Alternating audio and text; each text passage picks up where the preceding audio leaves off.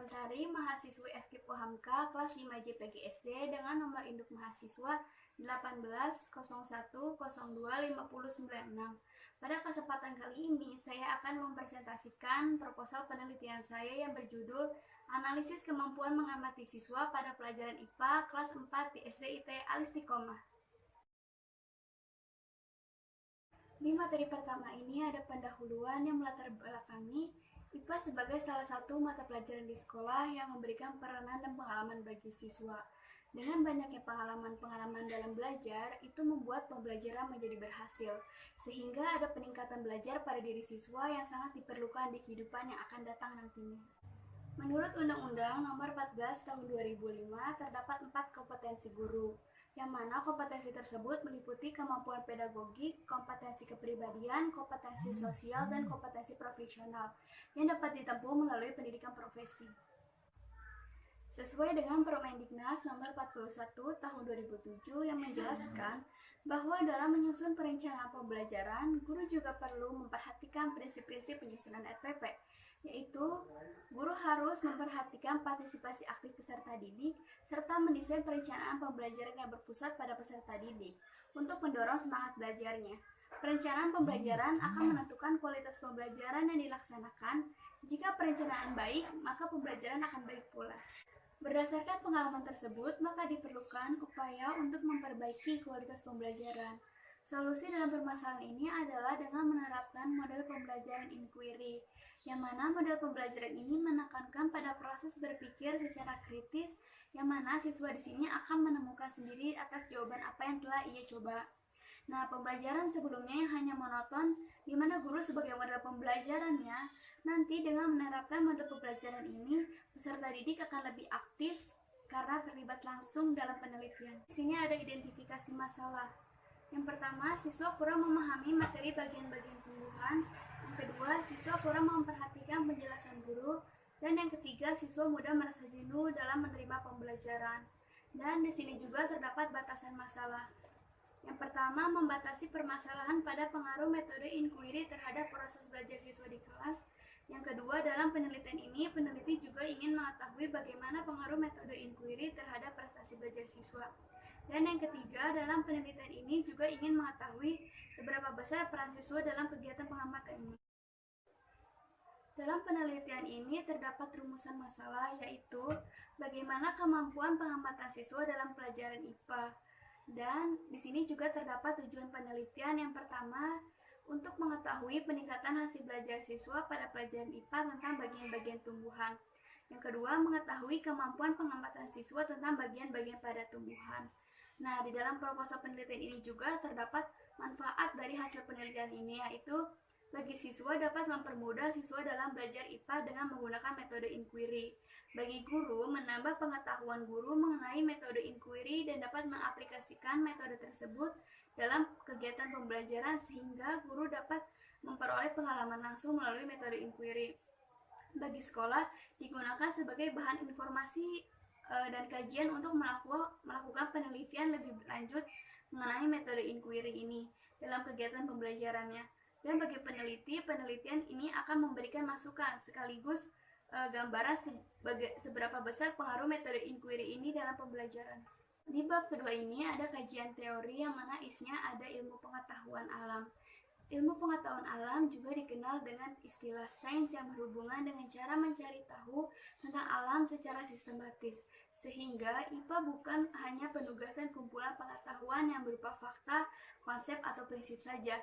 IPA juga dapat berfungsi sebagai sarana dalam membentuk pengetahuan siswa untuk menjadi manusia yang lebih peduli terhadap alam dan lingkungan sekitar, sehingga dapat menumbuhkan sikap peserta didik untuk menjaga kelestarian alam sekitar. Selanjutnya di sini ada pembelajaran IPA. Pembelajaran IPA di sini sebagai pengetahuan yang sistematis dan dirumuskan yang berhubungan dengan gejala-gejala kebendaan dan didasarkan terutama atas pengamatan dan edukasi. Pembelajaran IPA harus dirancang untuk memupuk sikap ilmiah yang merupakan karakter yang dimiliki ilmuwan sains. Ketiga ini ada hasil belajar siswa. Hasil belajar siswa pada hakikatnya ialah perubahan tingkah laku sebagai hasil belajar dalam pengertian yang lebih luas mencakup bidang kognitif, afektif, dan psikomotorik. Artinya, kemampuan dasar guru baik di bidang kognitif, intelektual, bidang sikap, afektif, dan bidang perilaku psikomotorik. Hasil belajar siswa dipengaruhi oleh kemampuan siswa dan kualitas pengajaran. Yang keempat ini ada strategi yang digunakan dalam pendidikan, pengajaran, atau strategi dalam mengajar yang menggambarkan tentang prosedur yang sistematis untuk mencapai sebuah tujuan pembelajaran, sehingga muncullah istilah strategi pengajaran atau strategi pembelajaran. Dan yang terakhir ini ada model pembelajaran inquiry. Pembelajaran IPA sebagai dilaksanakan secara inquiry ilmiah atau scientific inquiry untuk menumbuhkan kemampuan berpikir, bekerja, dan bersikap ilmiah serta mengkomunikasikannya sebagai aspek penting dalam kecakapan hidup. Selanjutnya di sini ada penelitian yang relevan. Di dalam penelitian Supatmiati 2013 dengan judul penelitian peningkatan keterampilan proses IPA dengan performance assessment pada siswa kelas 2 SDN Adi Sucipto 1 Depok, subjek penelitian yaitu peserta didik kelas 2 SDN Adi Sucipto 1 Depok. Pada tahun 2013, penelitian ini termasuk dalam penelitian tindakan kelas. Penelitian ini dilaksanakan 2 siklus, yaitu siklus pertama dan siklus kedua. Masing-masing terdiri dari 2 pertemuan. Pada setiap siklus terdapat kegiatan perencanaan, pelaksanaan, observasi, dan refleksi. Penelitian ini menggunakan pendekatan kuantitatif teknik pengumpulan data menggunakan non-teks berupa observasi dan dokumen lembar kerja siswa. Dan yang kedua ini ada penelitian dari Rahayu dengan judul penelitian peningkatan hasil belajar IPA materi bagian-bagian tumbuhan melalui strategi pembelajaran mind maps pada siswa kelas 4 MI Miftahul Huda Sumberjo 01. Subjek penelitian yaitu peserta didik kelas 4 MI Miftahul Huda Sumberjo 01 pada tahun 2016-2017. Penelitian ini merupakan upaya dalam meningkatkan hasil belajar siswa kelas 4 MI Miftahul Huda Sumberjo 01 pada mata pelajaran ilmu pengetahuan alam dengan strategi pembelajaran mind maps. Masalah utama yang ingin dijawab dalam penelitian ini adalah apakah penggunaan strategi pembelajaran mind maps dalam pembelajaran ilmu pengetahuan alam materi bagian-bagian tumbuhan dapat meningkatkan hasil belajar siswa kelas 4 MI Miftahul Huda Sumberjo 01. Dan selanjutnya di sini ada kerangka pikir. Yang pertama ini proses pembelajaran menekankan pada pemberian pengalaman langsung untuk mengembangkan kompetensi agar menjelajahi dan memahami alam sekitar secara ilmiah. Dan di sini guru harus berinovasi dalam proses pembelajaran IPA yang memberikan pengalaman langsung untuk mengembangkan kompetensi peserta didik agar dapat menumbuhkan kemampuan berpikir dan mendorong peserta didik untuk berani dalam menyampaikan pendapat atau bertukar pikiran saat berdiskusi di kelas. Nah, maka dari kedua kerangka pikir itu dapat dirumuskan dengan adanya model pembelajaran inquiry. Model pembelajaran ini mampu meningkatkan keaktifan peserta didik dan mempermudah siswa dalam pemahaman materi yang dipelajari. Selain itu, dengan adanya lembar kerja peserta didik nantinya akan mempermudah peserta didik dalam memecahkan penemuannya yang dihadapi. Dan selanjutnya di sini ada hipotesis penelitian. Yang pertama ini tidak terdapat pengaruh pemberian model pembelajaran inquiry pada analisis kemampuan mengamati siswa dalam pelajaran IPA. Dan yang kedua ini terdapat pengaruh pemberian model pembelajaran inquiry pada analisis kemampuan mengamati siswa dalam pelajaran IPA. Selanjutnya ini ada bab 3 metodologi penelitian. Yang pertama ada alur penelitian. Dalam melakukan penelitian ini diperlukan suatu persiapan sehingga kegiatan dilakukan dapat sesuai dengan tujuan yang dicapai. Dengan demikian, maka diperlukan alur dalam penelitian ini. Hal ini tidak lain sebagai bentuk tahapan yang perlu dilakukan sebelum melakukan penelitian yang mengelola hasil data penelitian. Berikut adalah alur penelitian dilakukan. Yang pertama ini ada persiapan. Sebelum melakukan pembelajaran, penelitian melakukan perencanaan tindakan meliputi kegiatan sebagai berikut. Kedua ini ada pelaksanaan. Pengambilan data dilaksanakan di SDIT Alistiqomah Tangerang pada siswa kelas 4, ada jumlah siswa dalam kelas sebanyak 23 siswa. Dan yang ketiga ini ada penyelesaian. Pada tahap penyelesaian ini, peneliti memberikan latihan-latihan soal yang berupa sebuah penyelesaian masalah yang nantinya siswa dapat menyelesaikan soal tersebut. Dalam memberikan latihan-latihan soal ini menggunakan media Google Form sebagai alat penelitiannya. Dari penelitian ini kita bisa melihat seberapa jauh pemahaman siswa dalam pengamatan pembelajaran IPA ini, sehingga peneliti akan mengetahui apakah dengan melakukan penelitian ini secara daring bisa berjalan secara efektif atau tidak. Ada tempat dan waktu penelitian.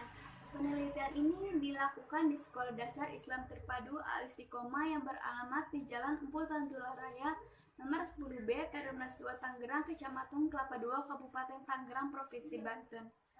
Waktu penelitian ini dilakukan pada Desember 2020 sampai Januari 2021. Nah, yang ketiga ini adalah selanjutnya ini adalah latar penelitian.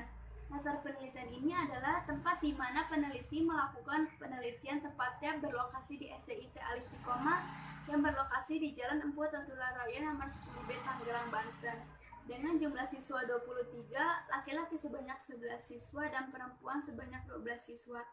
Alasan penelitian melakukan penelitian di tempat ini karena untuk memperoleh informasi yang akurat dan dapat dijadikan sebagai objek dalam penelitian dan dapat berbagai tentang permasalahan yang terjadi dalam pembelajaran yang mungkin dapat dikembangkan dalam penelitian ini. Selanjutnya di sini ada metode dan prosedur penelitian. Metode penelitian yang digunakan dalam penelitian ini adalah menggunakan metode penelitian kualitatif. Metode penelitian kualitatif merupakan suatu penelitian yang digunakan untuk meneliti pada objek yang alamiah. Dan di sini juga di dalam pelaksanaan penelitian ini, penelitian menggunakan pendekatan inquiry. Selanjutnya di sini ada peran peneliti. Peran peneliti dalam penelitian kualitatif ini adalah sebagai perencanaan, pengumpulan data, penganalisis, hingga akhirnya sebagai pencetus penelitian. Penelitian tidak hanya berperan sebagai pengambil data, pengolahan data, dan penemu data hasil penelitian. Akan tetapi, penelitian juga akan menjadi teman untuk subjek sehingga hasilnya lebih akurat dan valid. Selanjutnya ada data dan sumber data. Yang pertama ini ada data, mengetahui pemahaman mengamati pada tumbuhan. Yang kedua, penyebab tidak tertariknya pembelajaran IPA pada siswa. Yang ketiga, mengetahui seberapa besar ikutsertaan siswa dalam mengamati tumbuhan. Nah, yang kedua ini ada sumber data. Sumber data di sini adalah subjek dari mana data tersebut diperoleh dan memiliki informasi kejelasan tentang bagaimana pengambilan data tersebut. Nah, yang pertama ini ada data primer. Data primer itu merupakan sumber data yang langsung memberikan data kepada pengumpul data. Nah, data primer pada penelitian kali ini menggunakan kuesioner dari siswa kelas 4 SDIT Al-Istiqomah. Yang kedua ini ada data sekunder, yang mana merupakan sumber data yang diperoleh dengan cara membaca, mempelajari, dan memahami melalui media lain yang bersumber dari literatur, buku-buku, serta dokumen. Nah, data sekunder pada penelitian kali ini menggunakan dokumen penilaian hasil pembelajaran IPA kelas 4 SDIT Al-Istiqomah yang diberikan oleh guru kelas. Jadi di sini ada teknik dan prosedur pengumpulan data. Yang pertama ini ada observasi. Observasi merupakan salah satu teknik pengumpulan data dengan menggunakan panca indera dan menggunakan penglihatan, penciuman, pendengaran untuk memperoleh informasi yang diperlukan. Dan observasi yang dilakukan dalam penelitian ini adalah saat pembelajaran berlangsung tentang menganalisis bagian-bagian pada tumbuhan. Yang pertama itu ada kegiatan awal, ada kegiatan inti, dan kegiatan akhir. Dan yang kedua ini ada wawancara. Wawancara di sini sebagai metode penelitian yang dilakukan dengan siswa kelas 4 SDIT Al-Istiqomah Tangerang melalui daring dengan menggunakan aplikasi Zoom. Wawancara dilakukan secara bebas terhadap siswa dan guru di mana peneliti bebas bertanya tanpa membawa pedoman wawancara. Dan yang ketiga ini ada dokumentasi. Dokumentasi dalam penelitian kali ini berbentuk berupa foto, angket, dan soal latihan. Datanya berupa dokumen seperti ini dapat kita gunakan untuk menggali informasi yang terjadi. Dan selanjutnya ada teknik analisis data. Analisis data merupakan suatu proses bagaimana data diatur, mengorganisasikan apa yang ada ke dalam sebuah pola, kategori, dan suatu urutan dasar penelitian untuk menganalisis data secara keseluruhan, baik data berupa gambar maupun teks. Nah, yang di dalam teknik analisis data ini, yang pertama, instrumen tes yang digunakan berupa soal tentang pemahaman dalam menganalisis tumbuhan yang terdiri dari 5 butir soal isian untuk mengukur peningkatan kemampuan penguasaan konsep siswa terhadap materi yang diuji cobakan kepada siswa kelas 4 SDIT Al-Istiqomah. Yang kedua ada lembar observasi yang digunakan pada penelitian di perbaikan ini berupa lembar observasi tertutup yang digunakan untuk melihat faktor-faktor yang menjadi permasalahan pada proses pembelajaran. Dan di dalam teknis analisis data ini mempunyai prinsip, yaitu untuk mengolah data dan menganalisis data yang terkumpul menjadi data yang sistematis, teratur, terstruktur, dan mempunyai makna. Di sini ada pemeriksaan keabsahan data. Keabsahan data merupakan data yang tidak berbeda antara data yang diperoleh oleh peneliti dengan data yang terjadi, sehingga nanti data yang disajikan dapat dipertanggungjawabkan. Dalam penelitian ini, data yang digunakan adalah triangulasi sumber data, karena dalam triangulasi sumber data dapat meningkatkan kekuatan teoritis, metodologis, maupun interpretatif. Informasi yang didapatkan dalam triangulasi sumber data ini menggali kebenaran informasi dari berbagai sumber yang didapatkan, sehingga data yang didapatkan memiliki keberagaman sumber untuk mendapatkan data yang valid dari sumber yang dipercaya. Kemudian dilakukan cross-check agar hasil penelitian dapat dipertanggungjawabkan. Sekian dari saya, kurang lebihnya mohon maaf. Wassalamualaikum warahmatullahi wabarakatuh.